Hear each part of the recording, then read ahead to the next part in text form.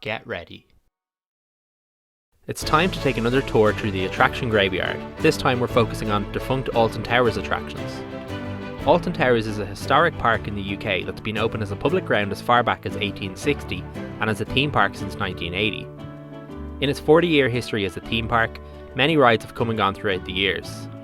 While there have been many rides in areas of the park that have since closed, frankly it would be impossible to cover it all in just one video. So in this video, we aim to cover the most prolific of the lot. In no particular order, these are the top 10 defunct Alton Towers attractions. Get ready. Number 10, the Flume. Starting with one of Alton Towers' most iconic defunct attractions, the Flume operated in the park for 34 years from 1981 through to 2015. It was a classic log flume attraction that lasted about 6 minutes and featured 3 drops, taking guests through peaceful woodlands. Opening as Whitewater Flume, this ride was state-of-the-art in terms of theme park attractions in the early 80s.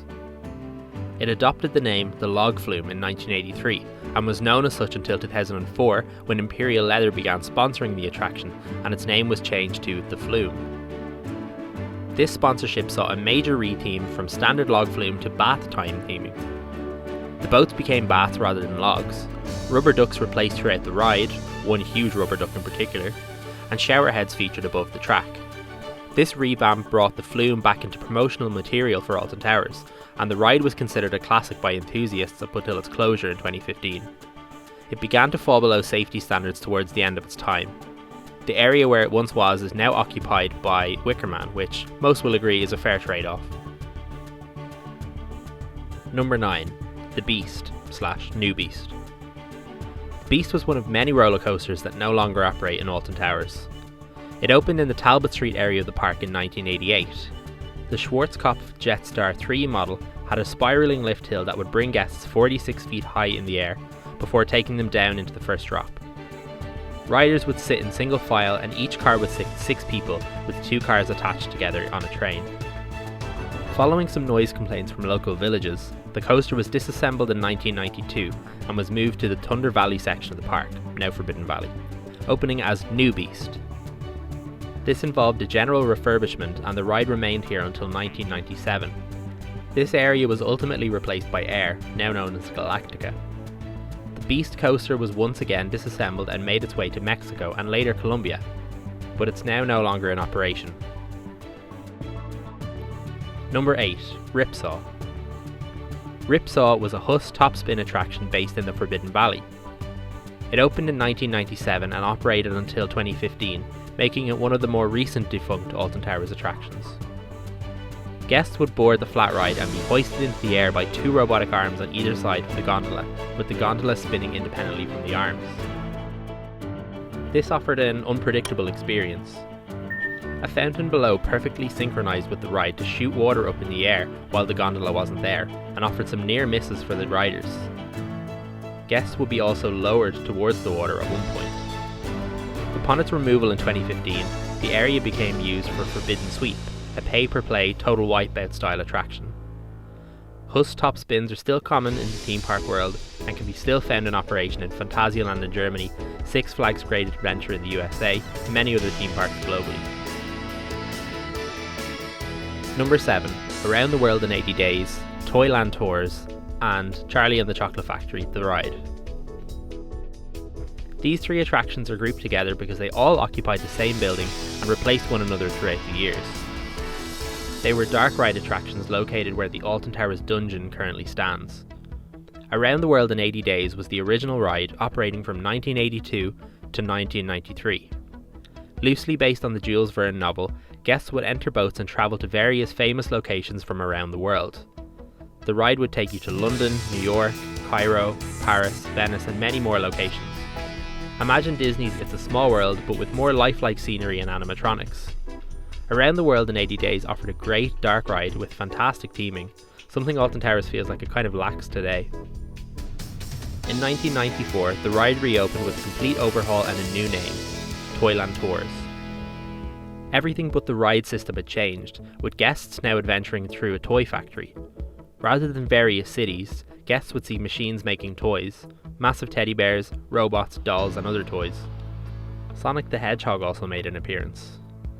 This concept allowed for a lot of moving parts throughout the ride, and there was something happening everywhere you looked. While it was good, we're not so sure it was an upgrade on its predecessor. In 2005, the ride would be revamped again with a brand new theme. This was based on Charlie and the Chocolate Factory, the Roald Dahl novel. It's worth noting that the aesthetic of the ride follows book illustrations rather than the film. Riders would be taken through various scenes in the book, including Augustus getting sucked up into the pipe, Violet turning into a massive blueberry, and many more scenes. The chocolate river from the novel lent itself well to a dark river ride. When you reached the end of the boat ride, the experience didn't end. You would enter a glass elevator and see the rest of the factory before bursting through the ceiling and flying high into the sky. We personally loved this dark ride and were surprised to see it closed. The ride system is still used as part of the Alton Towers Dungeon ride. Number 6. Submission. Submission was a flat ride manufactured by Chance Rides that operated in the X sector area of the park between 2001 and 2013. The ride can probably best be described as an evolved swinging pirate ship turned up to 11. The gondolas would sit on a robotic arm and rotate, swaying the gondolas side to side. The gondolas would also spin independently, turning riders upside down. Submission was described as uncomfortable and sore by many, and saw much shorter queues later in its life. Also in later years, Submission would only operate with one of its gondolas despite having two. This highlighted the decline in popularity. X Sector already had a flat ride in Enterprise and a roller coaster in Oblivion. In 2013, a new roller coaster, the Smiler, opened. With many popular rides in X Sector, there was a lack of need for Submission, and it subsequently tapped out at the end of the 2013 season. While most closures are missed, this is one of the defunct Alton Towers attractions that we weren't too upset to see go. Number 5. Thunder Looper. Thunder Looper was another Schwarzkopf coaster and operated in the park from 1990 until 1996. It was a launch coaster, and interestingly, the launch was powered by a weight drop system. It was strange to see such an old mechanism power a coaster, but it was effective. The dropped weight would launch the train through a huge loop and then up a steep incline where it would run out of momentum. It would then return through the loop backwards and then back through the station into another steep decline. The brakes in the station would then stop the train. Thunder Looper was hugely popular, and people were surprised to see it go after just 6 years in Alton Towers. Many fans of the park will know that restrictions were implemented upon Alton Towers in the 90s that prevented them from building any structures that exceeded the tree line. Unfortunately, Thunder Looper did exceed this and was therefore not allowed to stay where it was. Rides like Nemesis were cleverly placed with these restrictions in mind, built into the earth to avoid meeting the tree line. Perhaps if Thunder Looper had opened a few years later, it could have been similarly built into the earth and we could still ride it in Alton Towers today. The coaster still operates in Brazil as a Superman themed coaster. Number 4. Twirling Toadstool. Twirling Toadstool sneaks its way into this video simply for its longevity.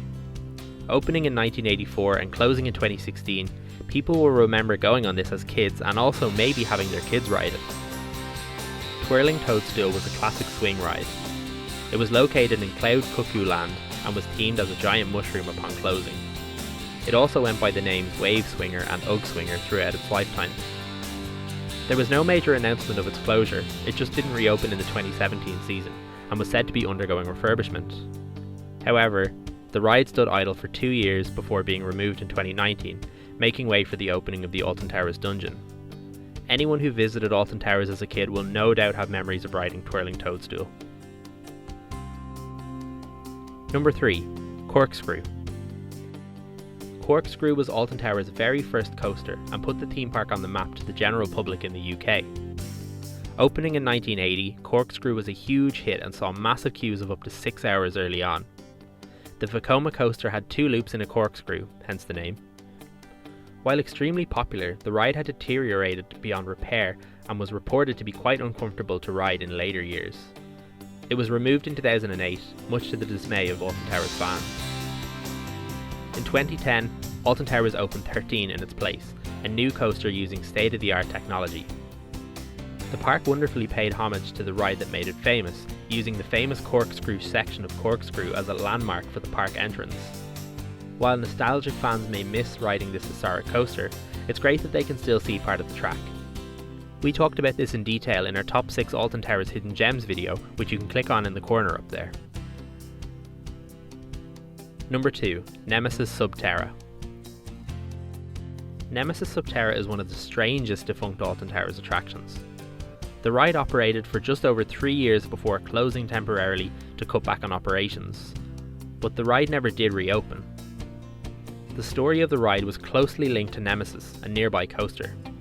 The story of Nemesis is that the construction team discovered an alien while excavating the site.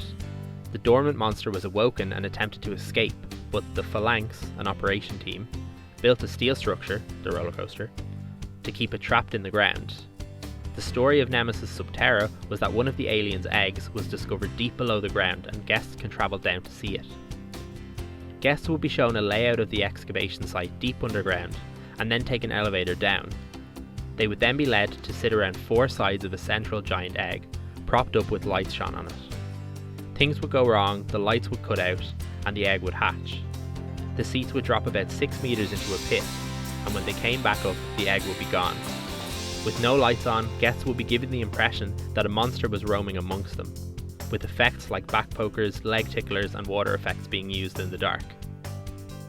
Riders would then be evacuated by the Phalanx and would have to venture through a strobe light maze in order to decontaminate them. Actors would jump out at exiting riders, acting as contaminated workers. Overall, it sounds a lot like the defunct alien encounter in Magic Kingdom over in Walt Disney World. With so many actors and operators involved in the experience, it was simply too expensive to run. This led to its ultimate closure. While we like the idea, it feels like the park failed to plan this ride out properly. Number 1. Black Hole. Black Hole was a roller coaster that operated in the park from 1984 to 2005. This was another Schwarzkopf coaster and was entirely indoors. A massive tent housed the coaster and kept guests on the outside from knowing what to expect. It had a general space theme and most of the ride took place in the dark. Guests sat in single file and 3 people could fit in each car, with 2 cars making up the train. The ride saw a major retheming in 1998 following the opening of the nearby Oblivion. Now being part of the new X Sector area, its green and yellow tent was turned dark navy. It got a new entrance to coincide with the area, and the ride station was given fancy new steampunk theming. However, the ride was deteriorating and unable to keep up with other newer coasters being built in Alton Towers. It was removed in 2005, but the tent remained in place for many years afterwards. This location became the home of the Smiler in 2013. The Black Hole coaster was transported to Furuvik Zoo in Sweden in 2011 and amazingly still operates there to this day. If you enjoyed this video, check out our Attraction Graveyard episode on Thorpe Park, which is on screen now, or if you want to stay in Alton Towers, check out our Hidden Gems video, that's on screen too. That concludes our list of defunct Alton Towers attractions. Now you're ready. Do you know of any other defunct attractions in this historic park? Be sure to let us know in the comments below, and don't forget to subscribe if you haven't already.